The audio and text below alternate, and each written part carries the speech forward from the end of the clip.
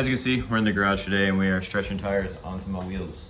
This weekend at the track, we couldn't get these tires to seat. We didn't have that big air gun. We didn't have any starting fluid, so I'm gonna go ahead and do it now. Figured I haven't posted a lot of whole like how-to videos, but I'm gonna kind of show you how I do it. If you haven't seen the footage of the last event, go ahead and check it out. I did the competition, I got 4th place, almost got podium, but I made a couple of mistakes.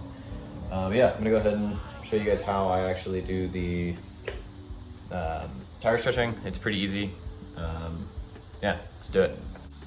So, things you're gonna need, obviously, wheels and tires. You can see these aren't like insanely stretched, but this is a 10.5 inch wide wheel and a 245 tire, so it's decently wide.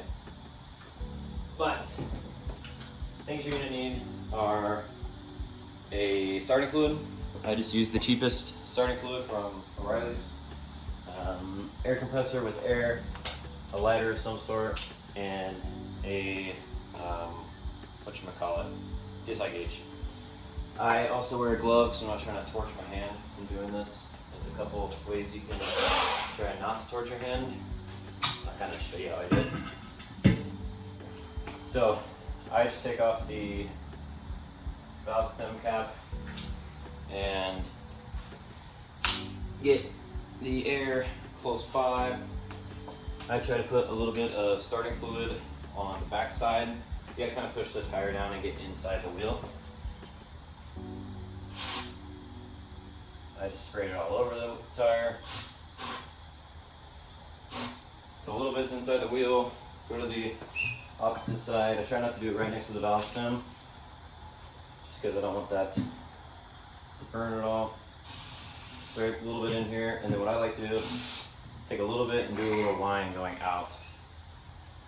And then take air, pump it full of air, get some air going, and then we'll light it.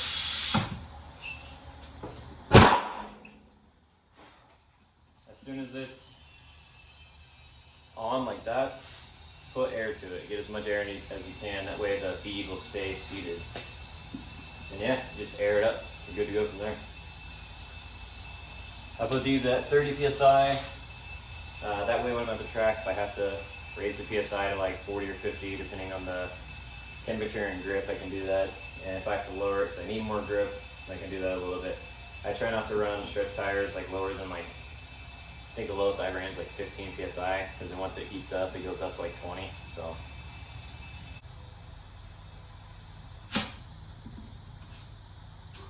All right, so we're at 30 PSI and good to go. If